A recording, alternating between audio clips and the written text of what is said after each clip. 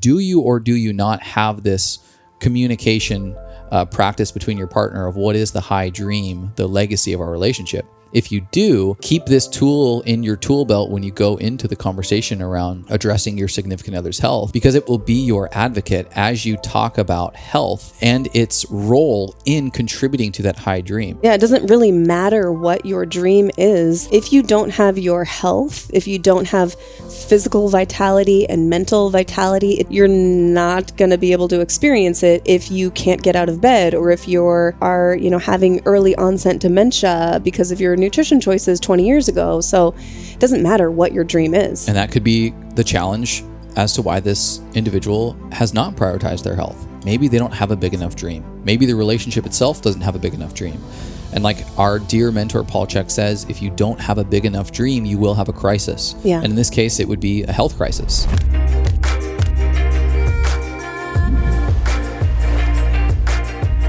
Welcome back to the Medicine Podcast. My name is Mimi, and I am sitting here with my favorite person on earth, really, my partner in everything that I do, basically. Chase, hello. You guys, this week at dinner, Megan got up in the middle of dinner and brushed her teeth. Like, what the hell? We were sitting there having a meal. I'm literally into my food, beautifully enjoying, while out of the corner of my eye, she gets up, what I thought to maybe was to blow her nose or clear her throat, and begins brushing her teeth in the middle of dinner. She claims... Do I get to defend myself here? Let me give the rest of my version. She claims her teeth were scummy and did not like the feeling of chewing her food with said scummy teeth. Listen, I got up to go to the bathroom, saw that my toothbrush was on the charger in the bathroom, and I thought to myself, I says to myself, yeah, I actually forgot an afternoon brushing this morning and my teeth feel scummy and I don't like it. So I walked out of the bathroom with my toothbrush, my electric toothbrush, shout out to Sonicare, going, and Chase looked at me like a crazy person. You know, you're doing something right because your teeth are white, large, and beautiful and shiny. I can't do anything about the fact that they're large. I thought that was quite fun. Way to bring in the episode here. Welcome to the medicine, you guys. We have another very interesting topic. One could say a sensitive topic of sorts.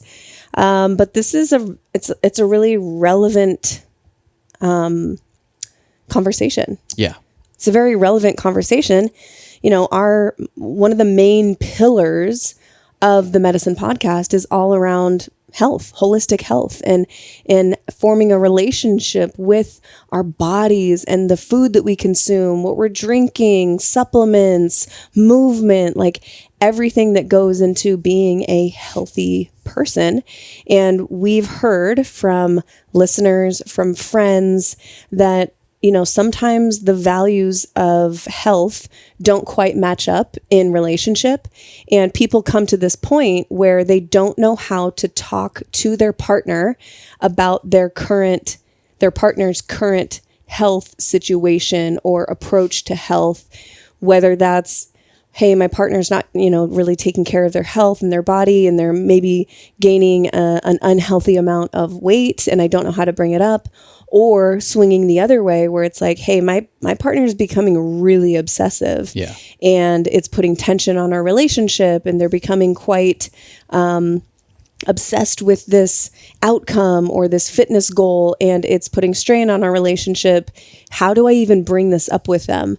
And since we've had a lot of experience in this conversation personally in our marriage together, and it still continues to be something that we navigate together, we thought that this would be a really helpful conversation to share with our audience. Totally. And there's such a wide range of challenges that surface from a health issue because, and this is why it's so sensitive, it trickles into this realm of body image, of aesthetic, of appearance, physical attraction, might lead all the way to the point where you may not be sexually attracted to someone if we're talking about a romantic partnership physically, because their appearance is now a byproduct of an unhealthy lifestyle. And it makes for a walking through a minefield type of energy when it comes to bringing this up. Yeah. This isn't just for romantic partnership. If you have friends that you care about deeply, if you have family members that you care about deeply, Sure. this is a relevant conversation because unfortunately, the world that we live in is not going to help you out at all to nudge you back into the right path of living, moving, eating well. Yeah. There are very few, if any, just happenstance environments in the mainstream life that are going to be like, hey, here's a little nudge back to eating better. In fact, it's the opposite. You have to go to great length to avoid the bullshit food at the grocery store. Yeah. And same with movement. There are conveniences more than ever at 2023 that keep our ass in a seat instead of doing the opposite, which we have to like trick ourselves into moving more as adults. It's like, you know, people are talking about, hey, don't park in the closest parking spot to the building that you're walking into. Park a little bit further so you can get a few more steps, or take the stairs up the flight of 1 or 2 levels instead of taking the elevator. We have to like trick ourselves into moving our bodies because the world that we've crafted as human beings in 2023 is not accommodating to being healthy from a movement and diet standpoint. And so much of this, there's a million ingredients that go into this, lead to the potential of having someone in your life, whether that's a romantic partner, family member, or close friend, that may or may not be able to receive the direct feedback of, hey, you should probably start prioritizing health, and thus requires a level of intentional consideration and intentional conversation in order to communicate to them that, hey, let's step into a space of living healthier together. And that's what this is about. Yeah. Yeah. So there's a lot to talk about, a lot to run through today and to talk through. But first, I got to know from you, my love, what's in your cup today? What's in my cup? What's in my mushy mug that has this straw? Speaking of teeth, I use this metal straw. If you're watching on YouTube, you can see it. This long metal straw that's got a rubber tip on it because I don't like to stain my teeth with coffee or anything that's sort of dark. You know, wine, anything can do pigmented, the same. food. I don't like to stain my teeth. I'd prefer them to look white. Helps with the appearance. So I use a big ass straw. I used to use a plastic straw until I realized that heat turns this plastic straw with BPAs and God knows what else into my mouth and into my body. And so I use this metal straw. I only then realized that the metal straw heats when you put it in hot liquid and it burns your lips. So I applied a safe rubber tip to this straw. A condom. A condom, if you will. And I look like a complete weirdo because the straw is so huge. And if you hear a clinking, that's us drinking out of metal or glass straws. Yeah. But a great little hack if you want to avoid staining your teeth. Back to the question that you asked me. Yes. What is in my cup, my mushy mug? I got King Coffee, baby. King Coffee from Organo. And actually, you just made the same thing for me that you made. So I'll let you speak to some of the specifics since I've already been a little bit long-winded. But I do have a reishi spore mushroom King Coffee in my cup. It's hot. I put a little Organifi chocolate protein in there because when I blend the two, it tastes like a mocha, like a healthy mocha. A little bit extra protein. The Organifi chocolate protein is my favorite tasting protein ever. Yeah. It mixes with pretty much anything and everything. And when you put it in hot liquid, it doesn't get weirdly like chunky or binding. Yeah, it actually froths up pretty well. So it gives you a nice little mocha vibe. And I do this one often. So a little bit of Organo King Coffee, which I'll let you talk about in further detail, as well as Organifi chocolate protein. I love that combo. Yeah, I have something similar, except I made mine iced. So I have iced King Coffee here with the cold foam, the raw milk cold foam. Adds a little nice head to it, some creaminess. But yeah, the King Coffee we've talked about many times. It's a combination of reishi spores and organic mold-free coffee, and they come in little packets, so they're ready to go. We travel with them everywhere. I take mine to the local coffee shop even. I order, a steamed milk or water or whatever, and I just put my own in because I want to ensure that I'm not getting moldy coffee. Spoiler, sorry to be the bearer of bad news, but upwards of 92% of coffee beans used in America have mycotoxins in them when they're evaluated like under a microscope. Mycotoxins are a certain type of mold that can cause a lot of issues and problems in the body. Even if you're getting organic coffee, organic, fair trade, highest quality, those beans can still get moldy on the shelf or in the machine. If you're going to a coffee shop, they might not be cleaning it perfectly all the time. So this mold can accumulate in the beans, and then we consume that. We feel crappy after a certain type of coffee, or you think like, I'm really not feeling good after coffee. I probably need to give it up. Well, you may not actually need to give up the coffee. You may just need to upgrade to one that is not moldy for sure. So King Coffee is tested for mold and all the things, and we've been using it for, 4.5 years now, and I will never go back. It is absolutely delicious. And aside from just the coffee experience, the reishi spores are really powerful and potent for really supporting every system in my body from head to toe. Reishi is the queen. She is the Beyonce of mushrooms, and everything from cognition to respiratory to circulatory to cardiovascular to endocrine to immune, she touches it all. So I love knowing that my coffee experience is also adding health and vitality to the rest of my health expression. So if you wanted to learn more about King Coffee, you can go to themedicine.com/coffee. And we have a ton of information about the different types and the kinds that we choose and why and how to purchase it if you want to try it for yourself. Also, if you have any questions, you can always DM me. I'm here. But yeah, that's what I got going on in my cup. And you wanted to mention something else, right? Oh, dude, I have been, again, blown away by the efficacy of Immune Intel AHCC.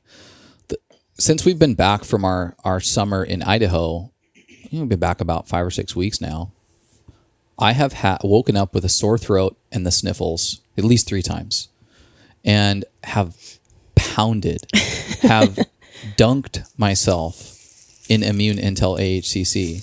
And within 24 hours, these symptoms, what usually turns into a full-blown head cold or respiratory irritation at the minimum, gets stunted. And it's 24 hours, 48 hours, and I feel back to normal. It's actually crazy. And of course, I've done this to some degree in the past and had a lot of success, but I've even upped it further. I take 2 capsules of AHCC every single day. I would bump these to 6 or 8. Yesterday, I took 9 when I woke up with the sniffles. And it has significantly improved my ability to stunt the things that are, and I'm not doing anything else differently. Of course, I'm flushing my nose and my sinuses pretty consistently as a part of this, trying to prioritize sleep, not exercising as hard, trying to mitigate stress as much as I can in my life. But holy shit, dude. I just keep getting blown away by how powerful this immunomodulator that we call Immune Intel AHCC really, really is. And if you do not have this on hand for the cold and flu season, for these viruses that are just continuing to evolve in the atmosphere that we live in, they're not going away. This is such an ally. And I would encourage everybody to have the minimum dose of 2 capsules a day, and then up it when you're starting to feel something. Yeah. I think this is complete bro science, but I have noticed when I maintain a level of baseline as it pertains to putting the shiitake mushroom derivative AHCC into my life, as I have that as a baseline, I'm more agile for upping the dose when something like a virus or a cold is going around and I catch it for a minute. It's almost like when I'm consistently exercising, moving my body, let's say I'm bench pressing and squatting, pretty traditional compound lifts once a week, but I'm not killing myself. I'm not going over the top until I get into a season of my life where I want to add a little extra strength or add a little extra hypertrophy or muscle. I adjust the programming a little bit. I have a significantly more profound ability to enter into those phases of strength building or hypertrophy when I keep a baseline of that movement pattern year round. Yeah. Versus starting from nothing. Yeah. And again, this is fucking bro science. There's like no clinical study on this.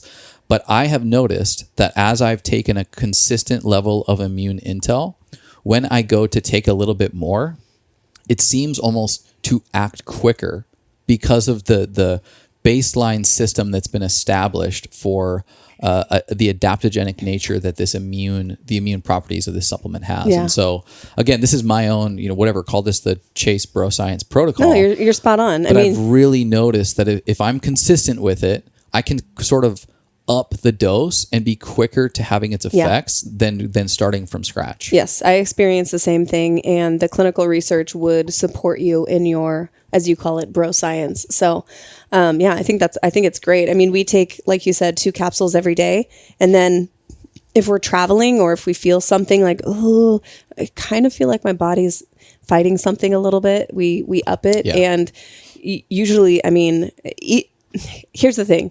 You're not going to stop being exposed to things. Right. Viruses, bacteria, toxins, it's never going to just go away. And so it's not that you're never going to get sick again. Yeah, you'll probably get sick less frequently when you have something like AHCC in your body on a regular basis. But what I've noticed in my life is like, sicknesses prior to taking HCC would maybe last a week to 10 days. And now that I'm able to flood my body with AHCC, something that previously would take a week to 10 days now is like a 3-day thing. Yeah. And like my body is able to move through it faster, and the symptoms are so much less severe. Yeah. And so it's like your immune system is still learning. It's still coming into contact with things. It's still going to have to fight things off and neutralize bacteria and fungi, I guess. Yeah. But also viruses. It's not that you're never going to get sick again. It's like the duration and the frequency is shortened. Totally. Yep. Well, good. I'm glad my great bro science matches arm up. was validated. Yeah. You ready to get into the meat? Let's get into this. And a couple things I want to just clear up. Oftentimes we talk about whether or not you have the right in a relationship to bring forth these types of questions. For instance, we've had a conversation around whether you have the right in a relationship dynamic to look at your partner's phone to see if they've been, see what their activity is like on the internet or social media or whatever. And so, a question that might come up here is like, do you have the right to talk to your partner about their health and or weight? Or I think this one's actually a little less like of a back and forth as you might get with other questions like the technology question. I think that if you are in a serious relationship and you've had a conversation with your significant other or a friend or a family member that has established the fact that this is a deep connection and a legitimate relationship where there's love, you do have the right to give that individual feedback pertaining to their health and wellness. Yeah. And so to answer that question and just kind of nip it in the bud is you do. Yeah. I think certainly this can be opinion based, but our opinion is that, yes, I think you do. And the thing that I keep coming back to in this in this very sensitive topic is if you're in a long-term, let's say marriage and or relationship like us, we're not married, but I plan on spending the rest of my life with you. If you are engaging in unhealthy activity, behaviors, and everything to the point where it's negatively impacting your health, that in the future and now potentially affects me and my life. For example, if you just decide to throw everything out the window that we talk about on the medicine and you're going through the drive-through 5 times a week, you're slamming beers every night, you're not moving your body, and your health deteriorates significantly, in my mind, because of what I know about the progression of chronic illness and chronic disease states, I'm thinking ahead 10, 20 years. And like, what is this going to mean for his state, whether it's cardiovascular disease, obesity, diabetes, cancer, or things like Alzheimer's, dementia? Like, that's where my mind is going. And it's like, your health decisions do affect me and my life, and the freedom that we have Totally. in our life in the future, and something that we'll get into, but like our dream that we have together. So it's not that it just affects your partner. It's not just about your partner. It also affects my life. Yep. So it is, I think it's definitely a sensitive topic, but there's a really good, strong argument for being an active advocate for your partner's health as well. Yeah, totally. So to answer that question, yes, I think you do have a right in this setting. But before you just come in hot on, and we're going to talk about romantic partners as the framework for this conversation today. So I'm just going to keep saying that your significant other, your boyfriend, your wife, your husband. There are some key considerations that you're going to want to take a minute to reflect on prior to just engaging in this conversation. They're going to set you up with the tool belt that's going to be a little more friendly to having this conversation in a way that won't hurt the hell out of them. Yeah. And so the first consideration is just piggybacking on what you just mentioned. Do you have a dream or an identified legacy for the relationship? And we've had this conversation before on podcasts of the past, how important it is for a relationship to both individually identify dreams, goals, objectives, or what somebody like Paul Chek would call a legacy of one's life, and then co-create that in a partnership to develop a high dream for the relationship. This is what our desired pursuit looks like in order to accomplish what we would like to accomplish in life. And here's what being in that high dream looks like on a daily, weekly, yearly, annual basis type of thing. And what I want to emphasize here is it doesn't have to be overly complex, but it can quite literally be something like, we want to start a family, travel the world, have enough income to be able to allocate towards these types of endeavors. Maybe we have 2 homes in different locations. Maybe we're able to put our kids in a community-based school that allows them a ton of different freedoms. So whatever, this can be as simplistic as we want to have an extra house someday. Or it can be as dynamic as a full-blown vision board with every aspect of your life taken care of and articulated and spelled out. I don't care. Start the conversation around what is the best version of this relationship? And let's hold ourselves accountable to that dream. So the question number 1 is, do you or do you not have this communication practice between your partner of what is the high dream, the legacy of our relationship? If you do, keep this tool in your tool belt when you go into the conversation around addressing your significant other's health, because it will be your advocate as you talk about health and its role in contributing to that high dream. Health, I'm sorry, is an absolutely critical component to any dream that has something to do with evolving the nature of oneself or the relationship. Yeah, it doesn't really matter what your dream is. If you don't have your health, if you don't have physical vitality and mental vitality, it doesn't matter what that dream is. You're not going to be able to experience it if you can't get out of bed, or if you're chained to a dialysis machine, or you are, having early onset dementia because of your nutrition choices 20 years ago. So it doesn't matter what your dream is. And that could be the challenge as to why this individual has not prioritized their health. Maybe they don't have a big enough dream. Maybe the relationship itself doesn't have a big enough dream. And like our dear mentor, Paul Chek, says, if you don't have a big enough dream, you will have a crisis. And in this case, it would be a health crisis. A dream nudges you to get off your ass, literally or figuratively, and it serves as a foundation to refer back to during intense moments of conversation with your significant other that says, hey, I realize this is challenging, but this is counter to the dream that we've both articulated and agreed to. You're treating it like a North Star of your life experience and relationship. Any strong dream should have a pillar of health and well-being. And so if you have one, great. Put it in your tool belt prior to this conversation. If you don't have one, add this to the list of conversations that you need to have with your significant other, because it's a really, really healthy practice. It is absolutely in our top 10 as it pertains to what relationship advice could look like. So do you have a dream or legacy for this relationship?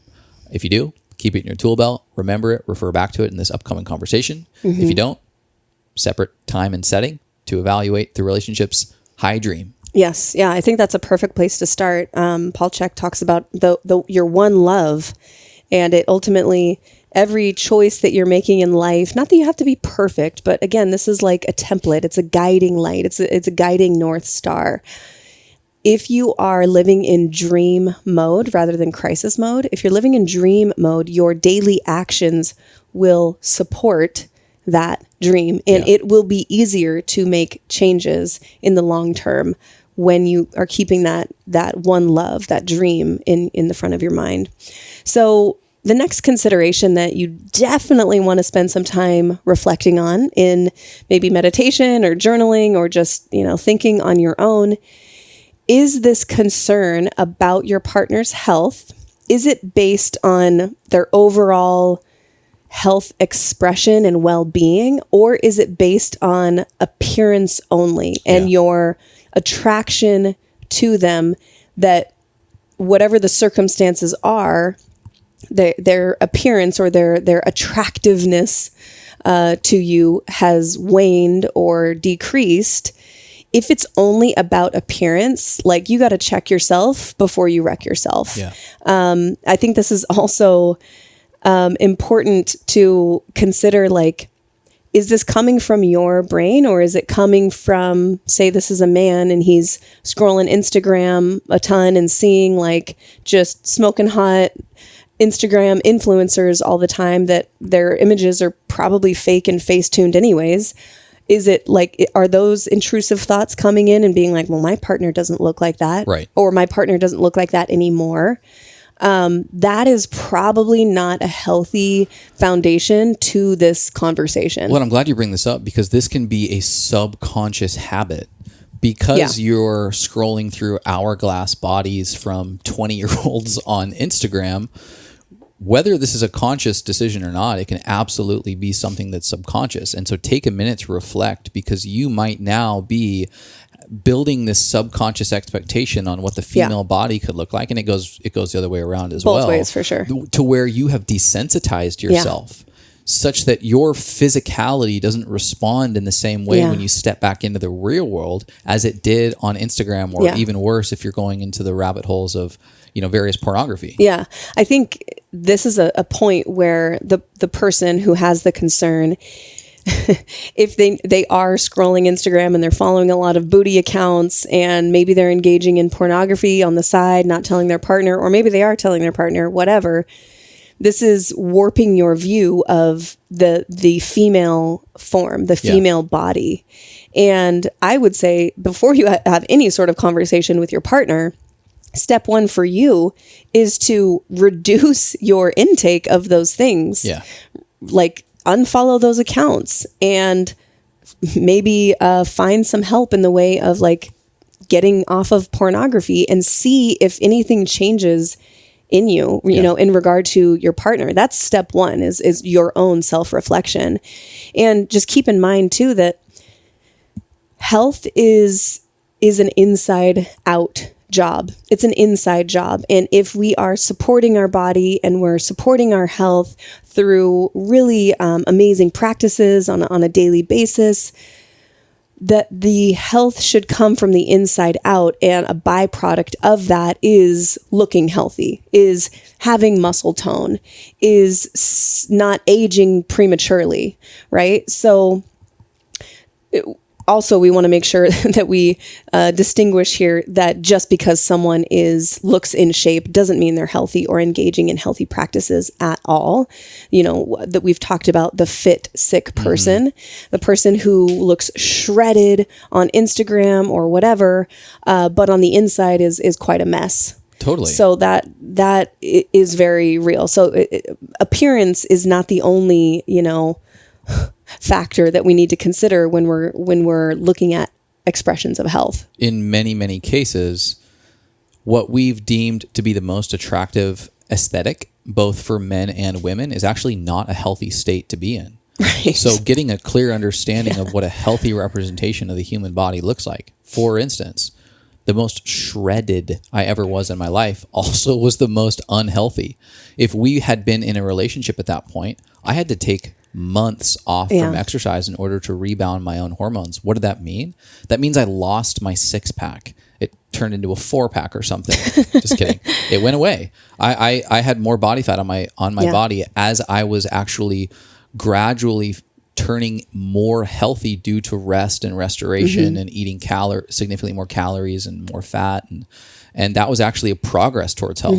And so getting really familiar with health, because one could be frustrated on the surface if their significant other who prior to, maybe this moment in time was completely shredded and had like completely V-tapered body, yet let's say it's life circumstances like, hey, I'm working towards my doctorate. I just have to sacrifice time in the gym. I'm not going to be able to look tip top like I used to, but I'm still going to be healthy. I'm still going to be moving and eating a whole organic food diet, but I might lose some of the very, very nuance that you've seen in my body lately. And so just being able to reflect a little bit and understand what real health is and how that shows up in the expression of the human body is really important, just so that you don't go barking up the wrong tree. Yeah. And I don't want people to get us wrong, because I know attraction to your partner and sex appeal and, feeling sexy with your partner it's a huge part of the relationship. I am not going to deny that at all. Don't get me wrong. I do believe that attraction to each other, sex appeal, feeling sexy with and for your partner is a huge piece of relationship, but it's not the only thing. It's not the only piece that should be providing connection, deep connection between you and your partner. So this is a good moment. Just reflect on your intentions, and maybe there's some things that you can change in your own behavior and your life choices that can alter your perception of your partner without them having to change anything. Yeah. So definitely wanted to make sure we hit that. You want to take over? Well, I think that when it comes to specific preferences of the opposite sex and the way that they look physically, that is a great filter to explore in your dating life.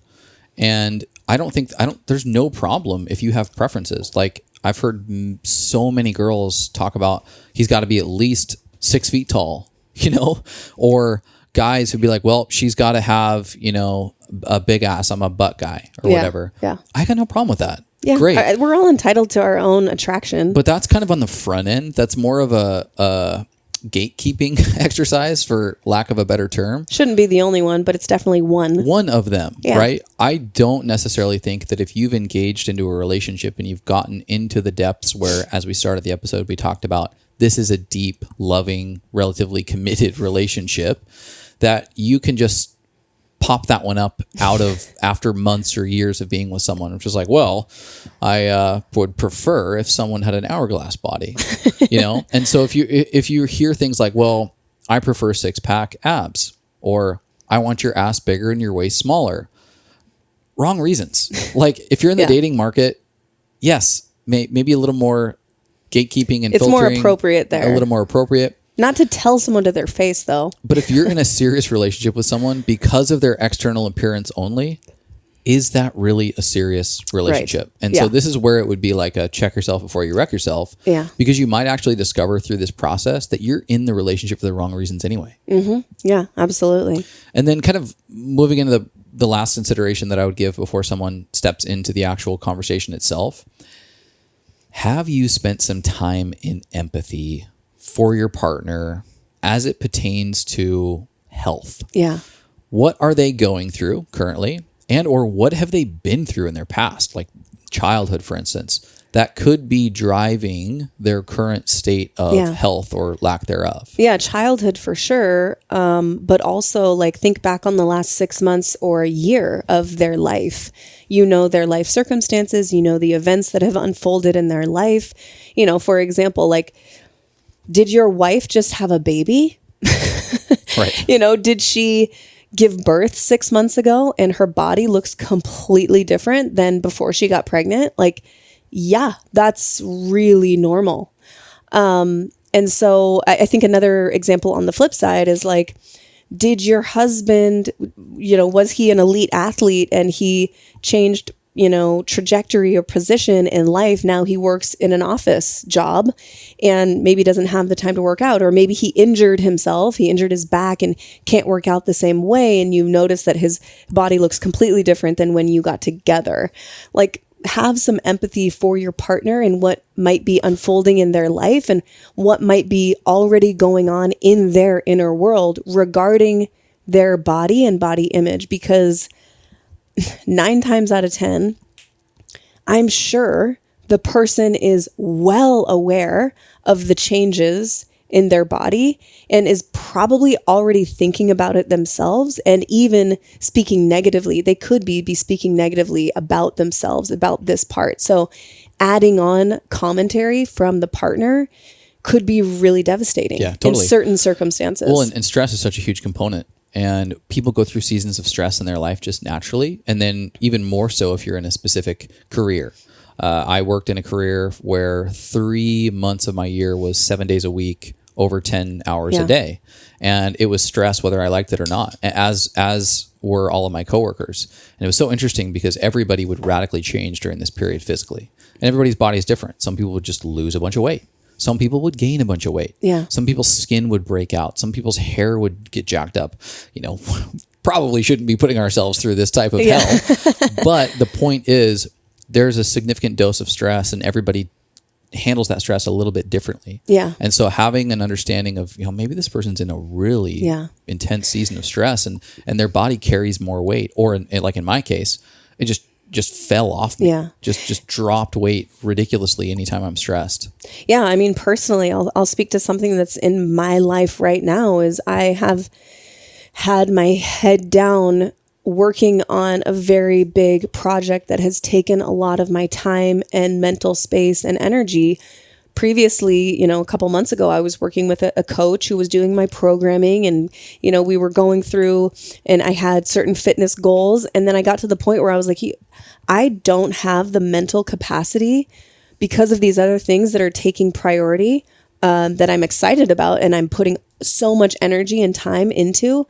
I told my trainer, my health coach, like, hey, I'm going to push pause for a few months at least, and just take care of my own, daily movement and everything. And I'm willingly going into this period, especially now, currently, things are really ramping up and I'm about to launch one of the biggest project that I've worked on in my career, in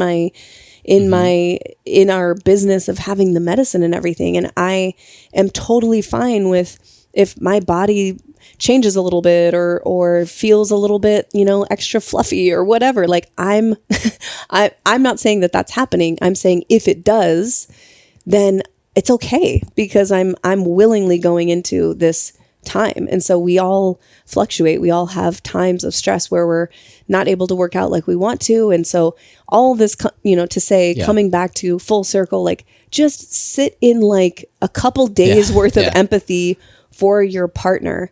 And if you do still choose to have a conversation, at least you will have done that practice already. Yeah, totally. And a lot of these things show up, unfortunately, in the bedroom because that's the most vulnerable state ever. And it's like going to tell you the truth, whether you like it or not. So if you've had 3 months of stress and all of a sudden you're not able to achieve orgasm, whether you're male or female, well, have a little empathy because they have been going through, you, as you say often, can't make sex hormones when you're making stress hormones. Yeah. So just set and setting, place this thing with a little bit of context.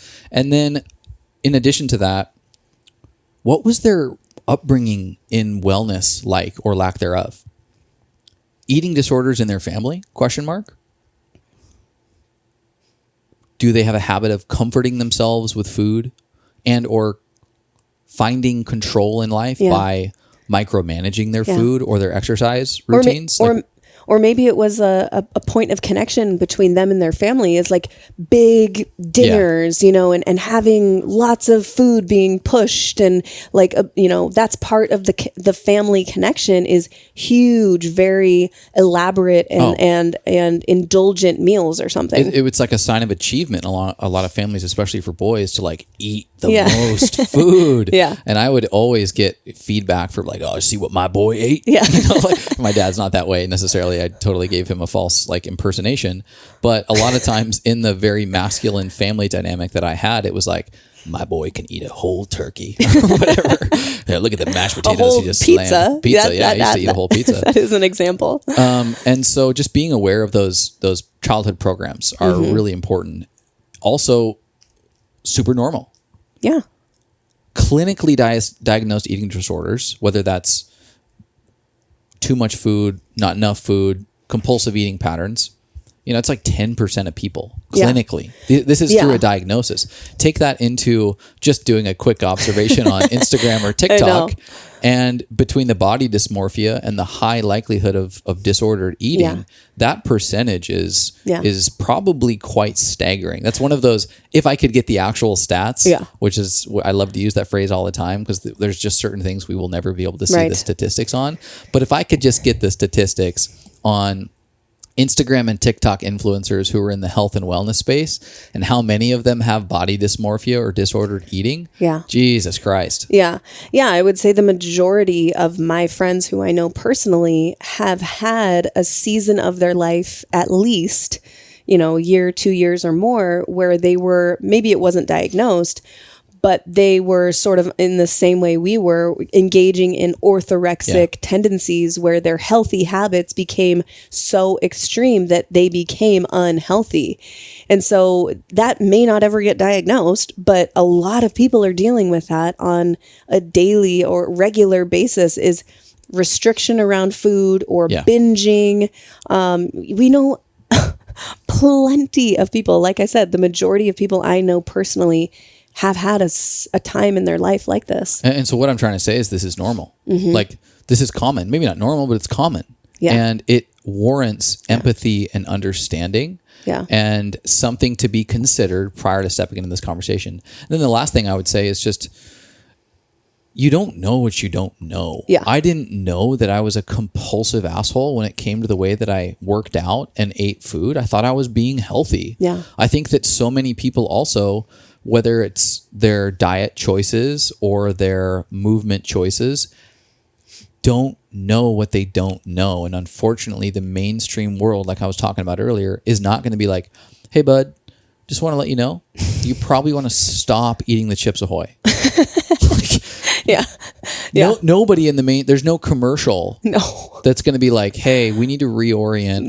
It's the other direction. It's the opposite. Every sports we got the Olympics main sponsors like McDonald's and Nestle, and it's like, come on, my guy. Yeah, totally. Yeah, you said it. I mean, once we know better, we can do better, but what if we don't know better? We don't know what we don't know. And so some people just don't know. They haven't gotten there yet. And sharing a little bit more of my experience, once I heard about intermittent fasting from the Ben Greenfield podcast, love some of the content that Ben puts out. I fully just respect him as an individual. Ben. But as I was a 26-year-old fertile female, I didn't know that it was going to completely trash my hormones. And I just thought, oh, this is healthy. Okay, let me give it a try. So then I did a year of intermittent fasting, no breaks. That is not healthy for anyone, I would argue, but certainly not a 26-year-old female whose hormones are not like a 33-year-old Ben Greenfield. So I didn't know what I didn't know, and I completely trashed my hormones. Once I heard and was educated, like, oh, that's really extreme, then I was able to make different choices. But we have to make mistakes to know that they're mistakes, and then learn and reorient ourselves. So, at least think about what was their childhood like, what was their understanding of health like, and maybe they just really don't know. Our world we call healthcare is actually sick care. Yeah. If you didn't grow up with a parent or someone close to you in your community who embodied healthy movement, fitness, or healthy diet and nutrition, you're pretty screwed. And then you kind of step into the mainstream world as you become an adult. And even if you're attempting to figure out health and you go to just primary mainstream resources, you'll be told obesity is a genetic thing. You can't really do anything about it.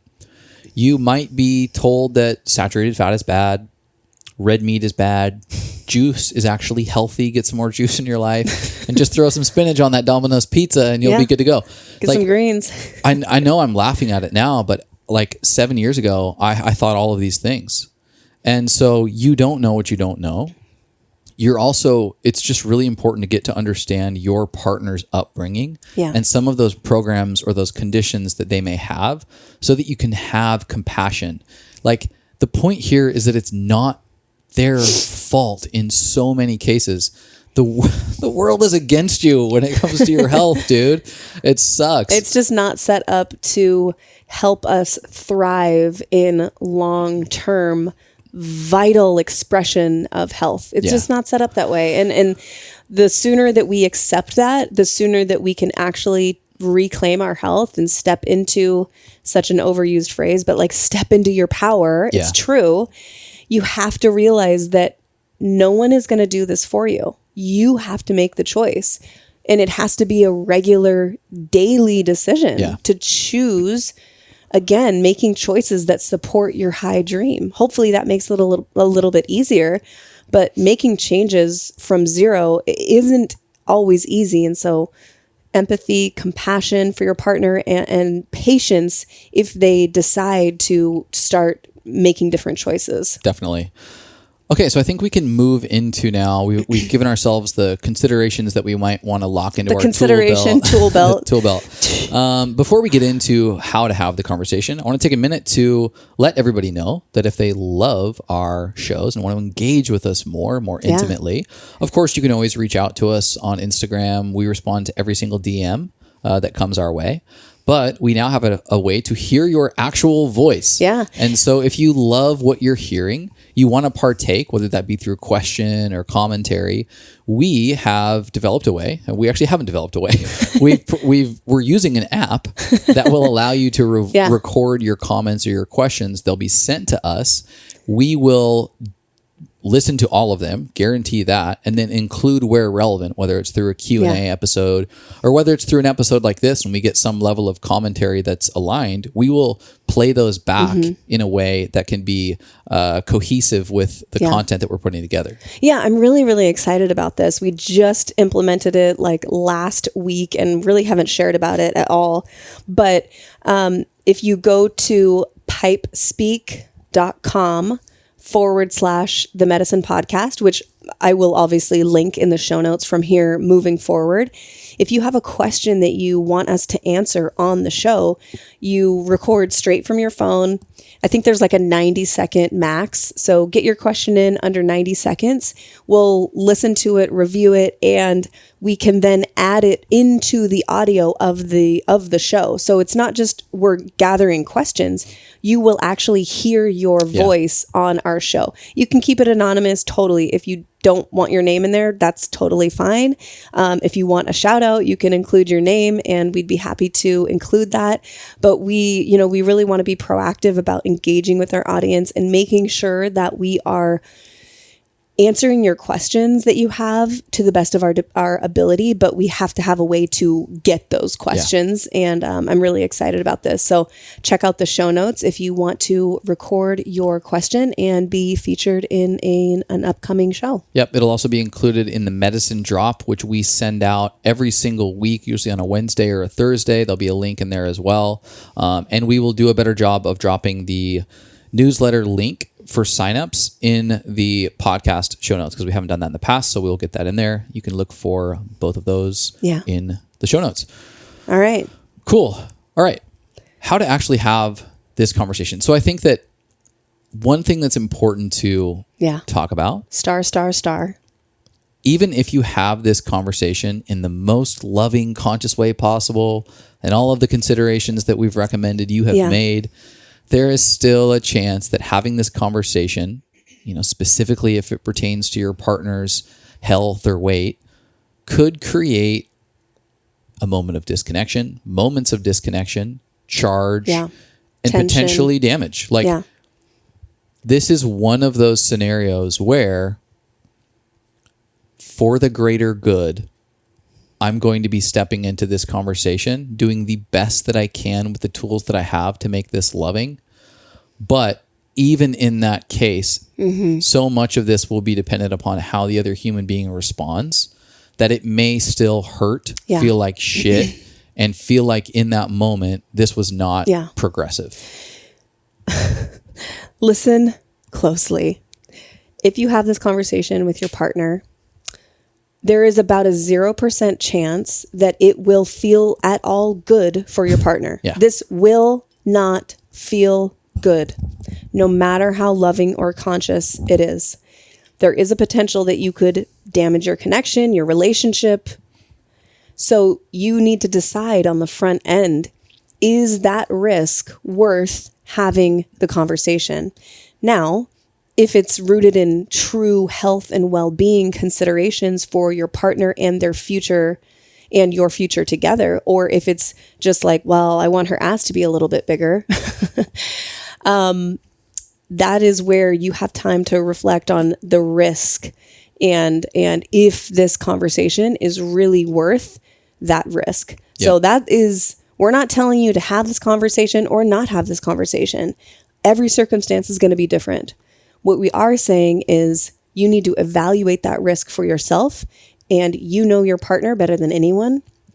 And you should be able to understand and empathize with their position, no matter how you frame it. That is something to keep in mind, is there's probably going to be some hurt feelings at the very least. Totally. I also think that prior to having verbal conversation, it is worth the attempt to physically, energetically communicate that health is important and it's a priority. What does that look like? You independently, as the person who is feeling the need to have this conversation with your significant other, can begin to embody healthy living and healthy lifestyle if you are not. What does that look like? Maybe you start shopping a little bit differently and stocking the cupboards and the refrigerator with foods that are more aligned with a healthy lifestyle. Maybe you are carving out time in your week to prioritize your movement. Maybe you're going for more walks. Maybe you're throughout the course of the day taking little exercise snack breaks, and your partner is able to observe that, get curious and say, hey, I've noticed you've been, prioritizing health a little bit. What are you up to? I'm kind of interested. Great. That's fucking awesome if that can happen. That is rare. That doesn't happen all the time. But for instance, it happens with us often. Granted, we both value health. So when I see that you're partaking in a rotational 4-day diet of changing out the primary proteins that you're having over the course of 4 days, I'm like, oh, that's cool. I'll do that too. But you didn't need to come to me and have a conversation about that. You just felt that it was important for you to start cycling your primary proteins. And so, great. That's not always the case. And I will say that disclaimer because especially dudes, primary masculine dudes, can also tell when you're trying to hint. So if you leave a weight loss book on their dresser, like they're going to be like, okay, fuck off. What's going on? You send them ripped guy accounts online, on Instagram, like, wow, look at him. Right. Or like commenting on some athlete, like how fucking hot they are or something. It's like clearly a little over the top. Or like, oh, that's what you used to look like. Bringing up old pictures and being like, oh yeah, I used to love your body. Tough stuff. Taping a picture of them to their bathroom mirror from 20 years ago. Like, now you're sharing all your secrets. I've never done that. What I'm saying here is it's worth an attempt in a tasteful way. I don't put a ton of weight in that being a great chance of converting, but I would say that to avoid the really sensitive conversation, it's worth an attempt to communicate this conversation through some of your own individual lifestyle changes. So I will say that. I think then though, moving into all right, we need to have a face-to-face conversation where I'm using my words. Number one, just choose the right time and place. Find a private and comfortable setting where you both can talk without distractions or interruptions. Timing's crucial. Avoid bringing this topic up when emotions are high or during a stressful moment. So say you're getting in an argument. We've used example arguments so often in the past. You're bickering about the dishes, who's going to do them. There's laundry on the floor. Not a good time to also slip in the fact. Well, you're getting fat. Yeah, well, you're getting like not a great time. No, not a good time. Nor is it, even if you're not in an argument, but maybe it's Friday evening and you're both wrapping up work and you just want to like watch a movie or something. Yeah. It's not the time to be like, hey, we're going to talk about your lack of wellness. You're not well. And so I think that really having a time and space that is neutral, where there's no time rush, where there's no other charge in that little container is important. If you're doing a check-in, like we've talked about so often, episode 113 is the art of the check-in. If you are having consistent check-ins, this is a perfect time to bring this up. And ideally, it's not gotten to the point that it's been awful and where you've made this communication effort in the past. Yeah. So ideally, this is a check-in. Yeah. It's not a good time when you're in the car in a 10-minute drive to your in-laws for dinner. Right. Not a good time.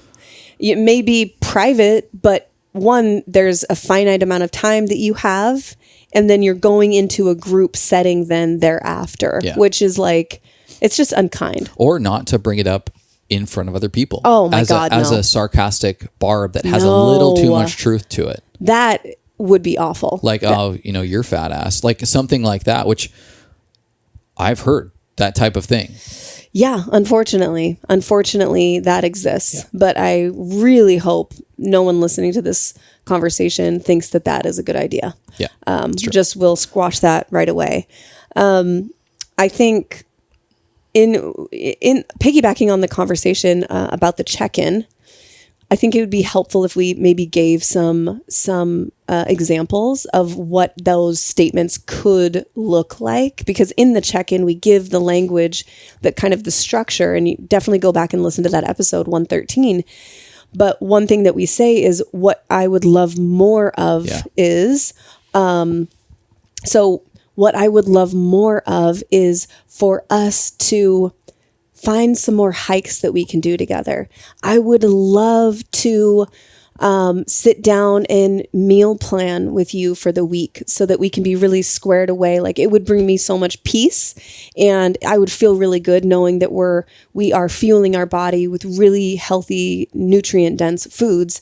So, is that something that you would be able to do, is like sit down, like you can frame it in a way that it's inclusive. It's not, pointed at you, which leads into the next point, but I'll let you jump in here. Yeah. I think point number 2 is using I statements, and in this framework of the check-in is really important. I'm observing that this is a stressful season, and I think that it would be really beneficial if we introduced something that countered that stress by prioritizing our diet and movement patterns, so that we're not adding more stress to our life by the way that we are eating or by not moving our body in a healthy way. Mm-hmm. Or even just like showing your emotions.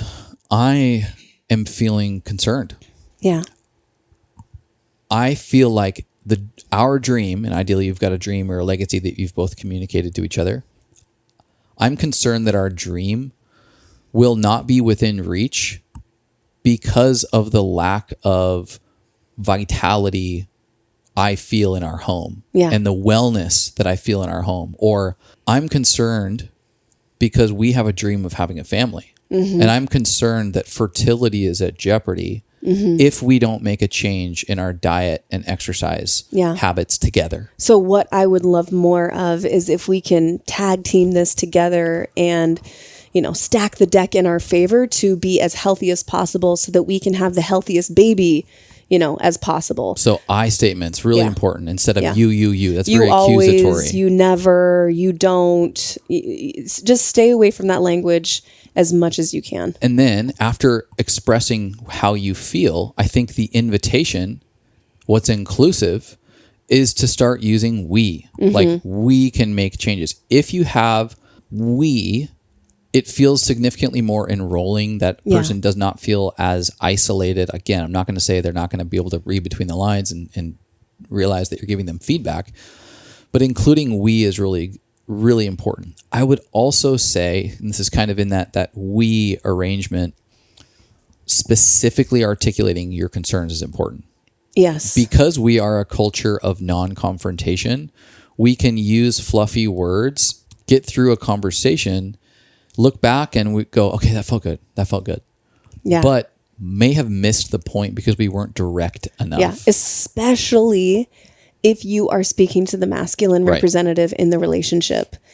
Be specific and be very clear. You gave the example when we were speaking earlier where it's like if your husband or partner is drinking a 6-pack every night. Right. That is not conducive for overall long-term health. It just isn't. I'm not saying you can't drink here and there or special occasions, whatever, but if we're looking at the statistics, that is not in alignment with long-term health. Right. So you have grounds to speak to it. So in the conversation around being specific, how would you as the masculine want to receive that information from someone like me, the feminine? Yeah. And so the example that I would give, let's just take the alcohol example. If you use the high level framework of I'm feeling concern over our ability to reach our dream goals of having a family because our health and well-being may not contribute to fertility and our ability to have children. If the person can't read between the lines that means I need to stop drinking so much alcohol, you need to literally list out, I would like us to start together, we language, leaving alcohol out until there's a special occasion. Yeah. And we can celebrate or we can take date night or Saturday night dinner time to have wine as our healthy relationship with alcohol. Yeah. If you don't leave out those specifics, there may not be there might be some change. If you leave out those specifics, right. there might. But the alcohol problem might still be there. Right. Or for instance, say I want to start prioritizing making food at home instead of going out all the time. I don't want to get takeout every single night. I don't want to get prepackaged microwavable food. I want to start making dinner. And they go, great, let's go. Let's fucking go. And you make dinner, you have a beautiful meal, but before bedtime, they're slamming Oreos. And so you haven't specifically communicated the fact that you want to actually remove processed food almost altogether from the equation. Yeah. And so again, I think that being specific is important. You are in this charged conversation. You don't want to have another one. Like, make sure your points are getting communicated in as loving way as possible. Yeah. Offer support and suggestions. Yeah. Solutions. For instance, hey, I want to start cooking whole foods. I want us to be able to make dinner together at least 4 or 5 nights a week. And I would prefer that you and I do not include Oreos or processed cookies in the cupboard. But I do have a solution. Maybe on the weekend, we can bake something with organic ingredients that tastes just as good as an Oreo. I'd be happy to find some healthier recipes that I could make for both of us. Yeah. Like, those exist out there. I would also say, in this conversation around if you're observing your partner sort of engaging in like escapism, like if they're drinking a 6-pack every night, they're probably wanting to escape something or to get out rather than really tuning in and being really present in whatever's going on in their life. Same thing if someone is binging food late at night or whatever. Yeah. What's going on in your inner world that you feel like you need to escape from or that you need to be comforted by this thing? And I think this would be a time in the correct circumstance, depending on what the issues are, to really like open up and be loving and genuinely curious about your partner. Like, hey babe, are you feeling like you need to like escape? Or are you feeling like you're trying to get away from something.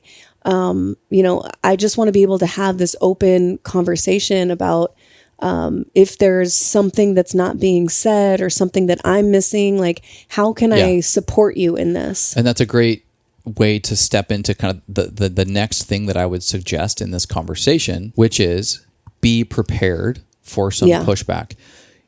If that feedback is given and you've stepped into what we call the thing behind the thing, and the compulsive eating has been highlighted, or the compulsive behavior has been highlighting, the escapism behavior has been highlighted, and you're kind of opening that dam, your significant other could break down and get emotional. I'm like, oh my God, I need help here. This is a pattern. This is just, I'm over compartmentalizing, and it's my neurotic tendencies, and it could be emotional and binding. Or I'm just like stressed out from the kids or whatever. Or it could be like, fuck you. Yeah, it could. So be prepared for some pushback. Yeah.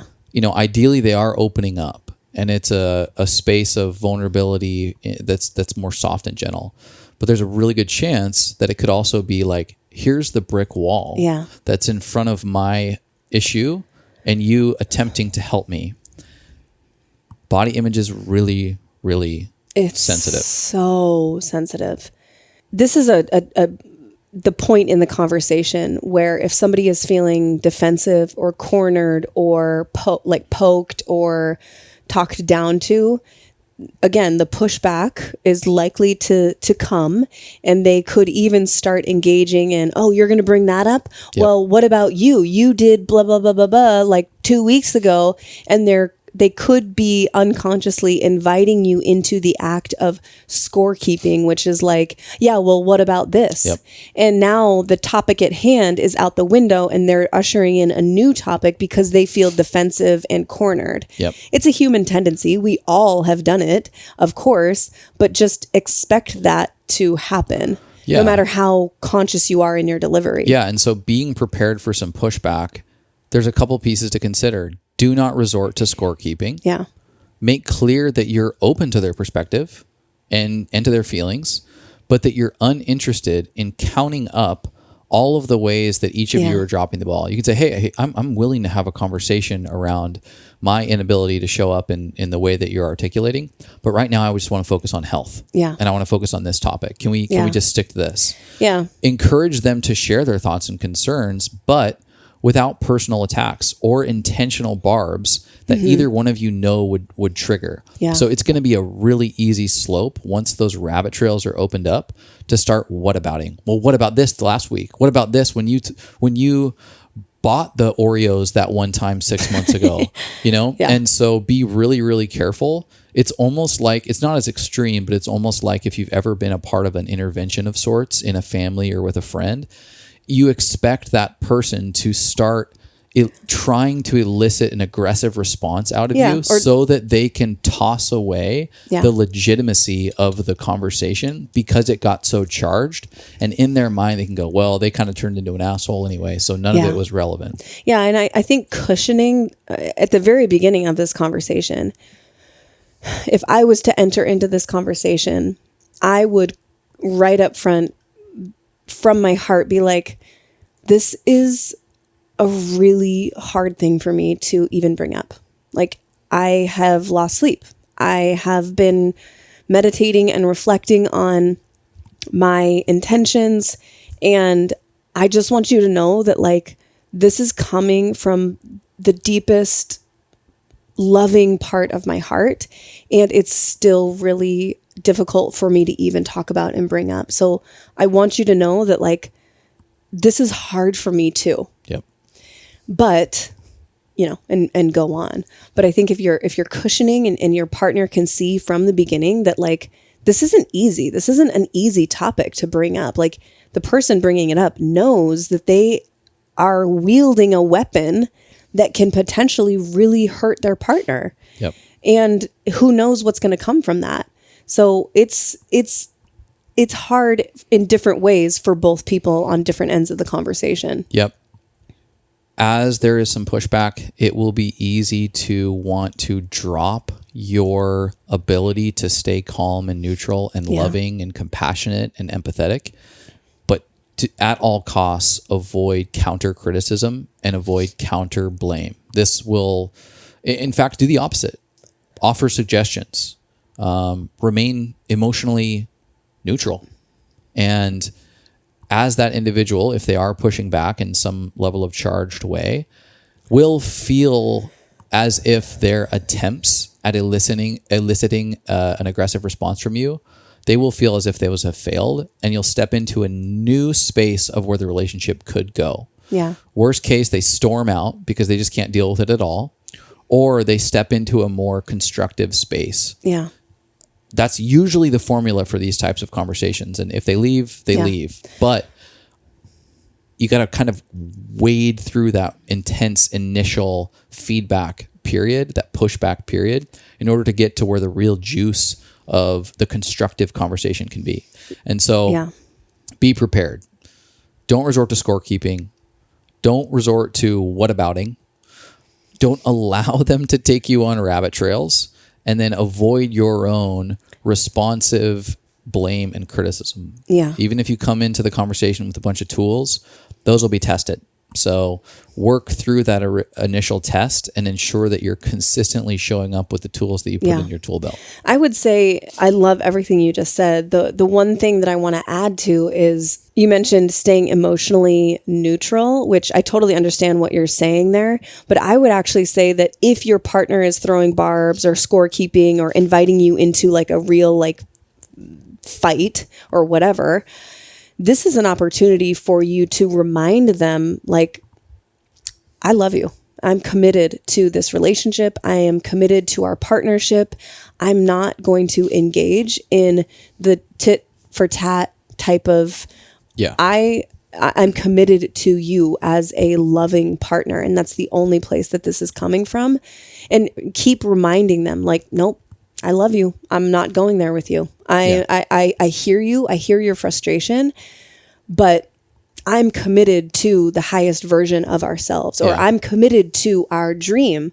And that's why I'm bringing this up. But if you say that yelling, if you respond yelling, even if it's with those words, it's going to amplify the emotion. Right. And so I think staying relatively, whether you want to use neutral or stable or safe, maybe is the best word to use, emotionally safe, will set you up for success. I have literally witnessed you in difficult conversations where people are throwing barbs at you and you choose to literally just like deflect them with like, nope, not going to go there. I love you.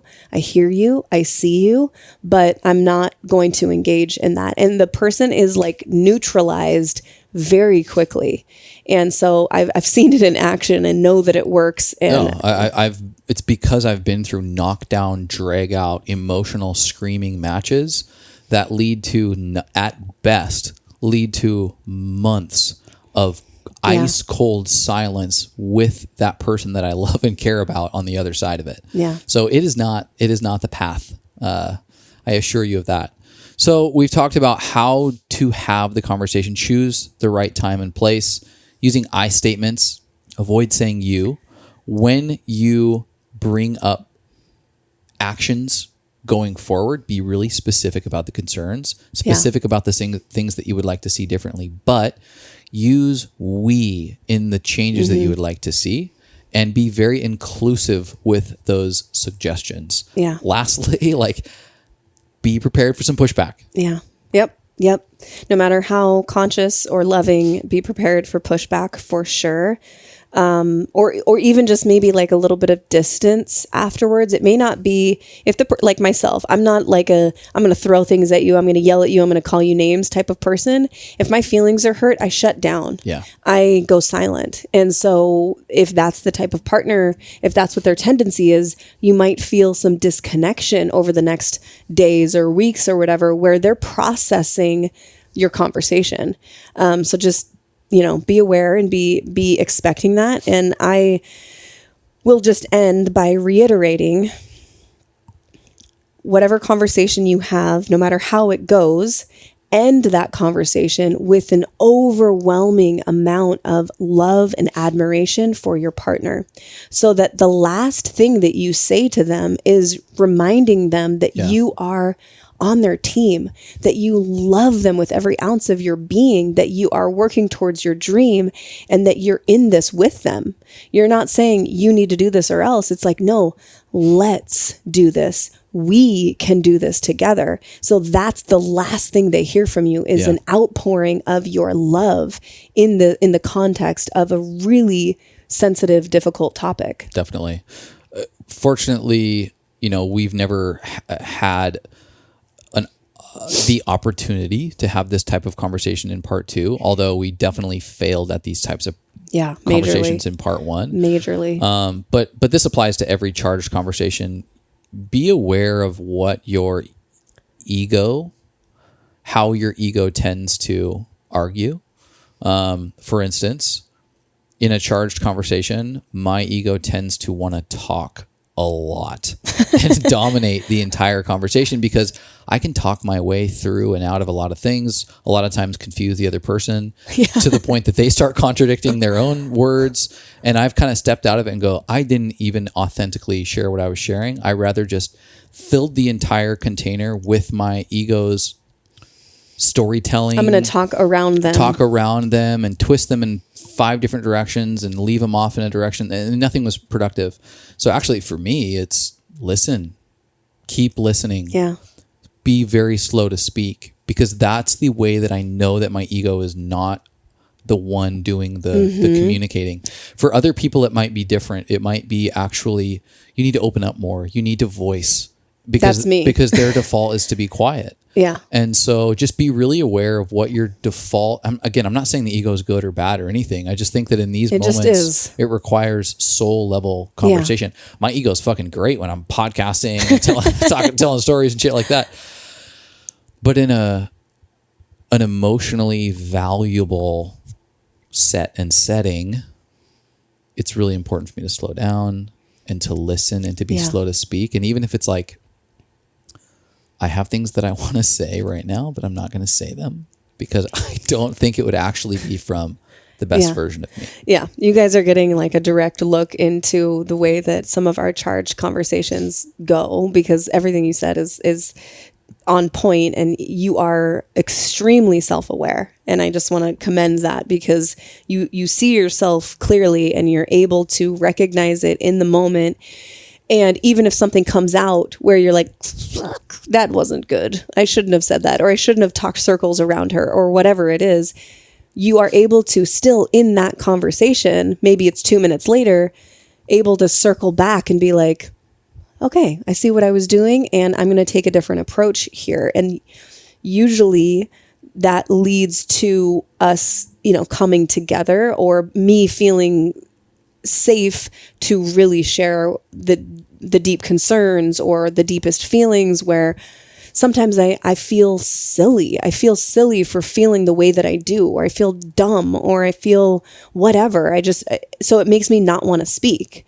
And my lesson, my opportunity is to recognize that tendency in the moment. And I'm getting so much better at it. And part 2 is a different planet than part 1.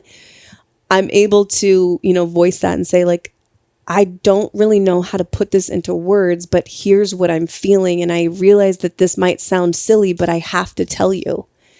So it's like, it's partly recognizing your tendencies in the moment, and it's like, being able my to ego choose. has entered the room. Okay. Yeah. My ego tells me to be quiet because you sound stupid. Yeah. And so that's me pushing against my ego, is no, I know how that goes. Part 1 played out that way. When I'm quiet, when I don't voice in a loving way or at all, only bad things happen. Yep. So it's either feel disconnected and sound a little silly, or just continue being disconnected and no progress is made. It's just like, it's just not a good combination. So you guys are welcome for the insight into our charged conversation dynamic. In summary, one, do you have the right to have this conversation with someone that you love and care about? I think you do. You do.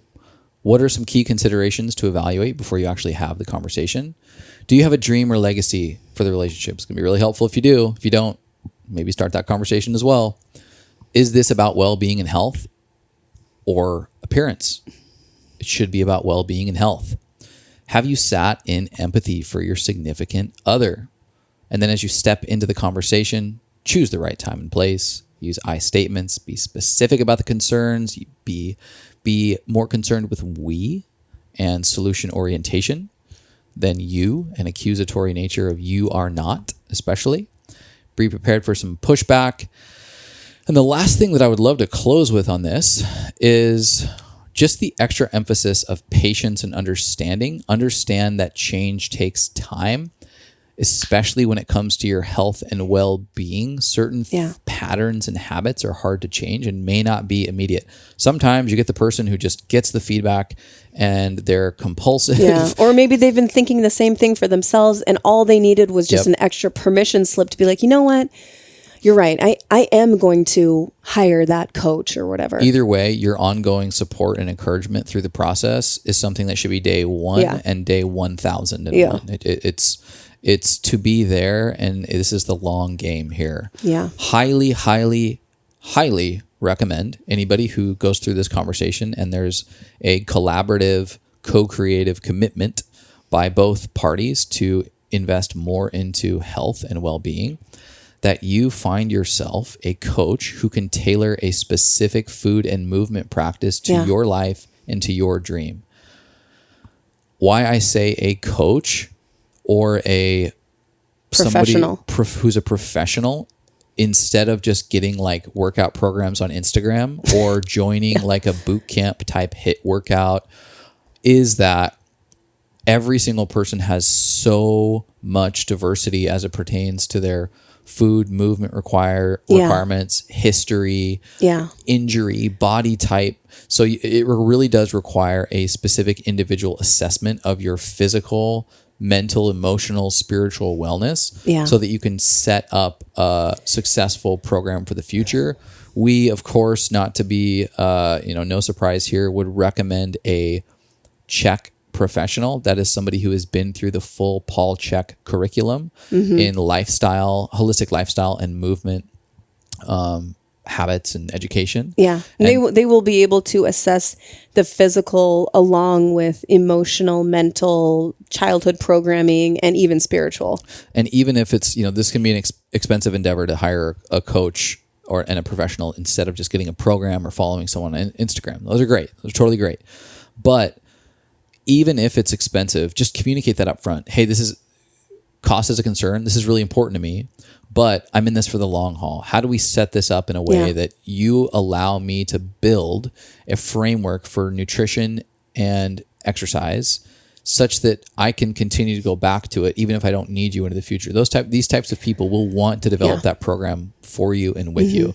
And I can promise you that the ROI on a customized program for you and your family is going to be well worth it compared to just going into the nearest Orange Theory or Barry's Boot Camp or whatever and just wrecking your body at exercising. It's an investment. It's an investment into your current state of health and your future and ultimately your dream.